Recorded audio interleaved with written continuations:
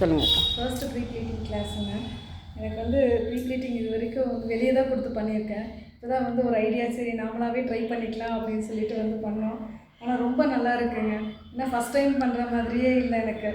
அவ்வளோ நல்லா இருக்குது. 2 டைப் பண்ணியிருக்கோம். ஒன்று வந்து ஃபுல்லாக வந்து இது என்ன சொல்லுங்கள், அது பாக்ஸ் ஃபோல்டிங்க்கா. இருங்க அதையும் காமிச்சிடலாம். ஒன்று வந்து பாக்ஸ் ஃபோல்டிங்க, இதுவும் பண்ணோம். நெக்ஸ்ட் வந்து ஹேங்கர் ஃபோல்டிங். இது ரெண்டுமே இன்றைக்கி பண்ணியிருக்கோங்க. ஆக்சுவலி வந்து ஃபஸ்ட்டு ஸ்டார்ட் பண்ணும்போது எனக்கு கொஞ்சம் டஃப்பாக இருக்கிற மாதிரி இருந்துச்சு. ஏன்னா நிறைய அதில் டெக்னிக்ஸ் நிறைய இருந்துச்சு. அதுக்கப்புறம் செகண்டாக வந்து நான் ட்ரை பண்ணும்போது வந்து கொஞ்சம் ஈஸியாக இருந்துச்சு. உங்களுக்கு தியரி எல்லாமே புரிஞ்சதில்லக்கா? தியரி எல்லாமே ஓகேங்க. இப்போ நீங்கள் ஒல்லியாக இருக்கிறதுலேருந்து எவ்வளோ குண்டாக இருந்தாலும் நீங்கள் சென்டர் கவர் பண்ணிடுவீங்க, சைடு அடிக்காது.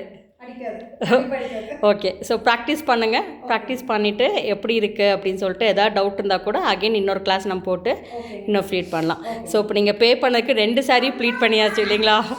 சரி, உங்களுக்கு சாட்டிஸ்ஃபை ஆக்கா? சாட்டிஸ்ஃபை தாங்க. ஏன்னா ஆக்சுவலி நான் எடுத்து வந்து இந்த சாரியெல்லாம் வந்து என்னால் வந்து நார்மலாக நான் வந்து ப்ளீட் எடுத்தேன்னா எனக்கு வந்து கட்டுறதுக்கு ரொம்ப கஷ்டமாக இருக்கும். சாரீ வெயிட் கம்மியாக இருக்கும். ஆனால் இதை ப்ளீட் எடுக்கிறது வந்து ரொம்ப டஃப்பாக இருந்துச்சு. ஆனால் இப்போ இதில் எடுக்கவும் கொஞ்சம் இது பார்க்குறதுக்கு வந்து சாரியே ரொம்ப அழகாக இருக்குது. இப்போ எல்லாருமே வந்து ஃப்ளஃபி ப்ளீட்ஸ் தான் கேட்குறாங்கக்கா.